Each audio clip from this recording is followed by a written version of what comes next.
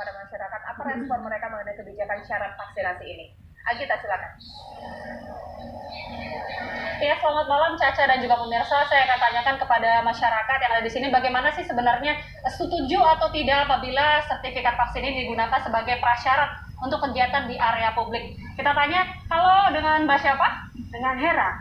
Mbak Hera mau nanya nih, sudah divaksin atau belum sebelumnya? Udah, baru vaksin pertama. Oh, udah vaksin pertama. Nah, Mbak, kan kedepannya bakal dipakai nih sertifikat vaksin untuk kegiatan di area publik. Kan di pusat perbelanjaan udah nih ya, tapi kedepannya kayaknya bakal dipakai juga nih buat beberapa kegiatan-kegiatan lain seperti perjalanan dan lain-lain. Setuju nggak sih? Kalau buat saya sih setuju, karena kan corona masih panjang ya.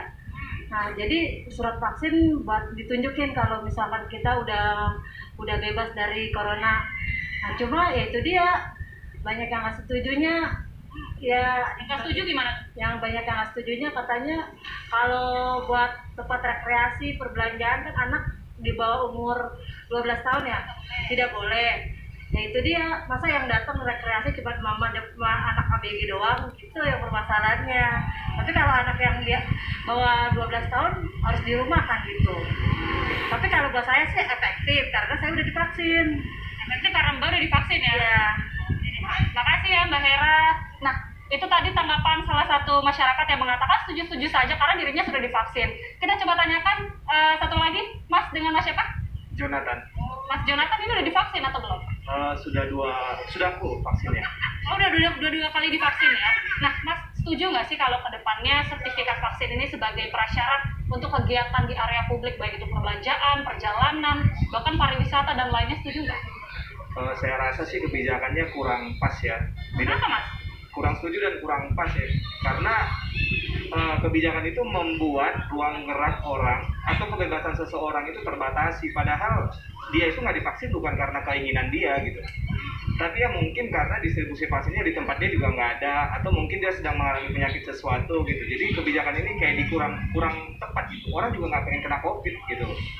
Orang pasti patuhin protokol, cuman kalau sampai dibatasin gitu, kebebasan yang dipertaruhkan di situ kan. Terutama nggak efektif untuk orang-orang yang belum dapat vaksin ataupun nggak bisa divaksin ya, Mas? Iya benar, karena kan dia belum tentu nggak pengen divaksin sebenarnya gitu. Seolah-olah jadi hukuman gitu buat dia kan, nggak bisa akses publik gitu.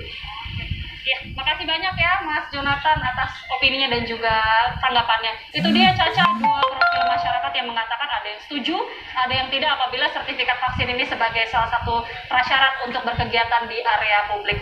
Sementara demikian kami kembalikan ke studio. Baik, terima kasih Agita Malika mengabarkan langsung dari wilayah Jakarta. Nah, bagaimana Mas Hermawan tadi menyikapi itu? Seorang ibu nggak suka kalau misalnya mau kemana-mana, misalnya dia sepakat harus sama anaknya di bawah 12 tahun belum vaksin, tapi nggak bisa sekarang karena keterbatasan harus ada syarat. Iya, memang. Jadi tadi ya, memang ada unsur keadilan dan ketidakadilan kalau kita lihat perspektif dari prasyarat dengan adanya sertifikat vaksin ya. Tetapi kalau kita lihat bagaimana motivasi pemerintah, sebenarnya ini motivasi agar orang itu segera melakukan vaksinasi bagian dari kampanye. Hanya memang kampanye ini harus juga ditambah dengan kampanye yang positif dalam bentuk reward bagi yang memang bersedia ya, ada kemudahan-kemudahan tertentu. Nah tentu saja sebenarnya memang yang tepat untuk dilakukan kampanye ini ketika di semua daerah-daerah yang mensyaratkan aktivitas ini tersedia vaksin secara cukup, kemudian juga dosis kedua sebaiknya juga dipastikan ketersediaan untuk disuntikan sesuai dengan periode yang sudah ditentukan. Itu kuncinya. Kalau tidak memang sensitivitas ketidakadilan bisa muncul.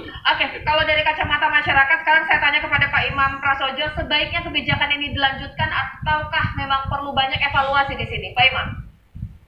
Pak Imam? Iya, Pak Imam?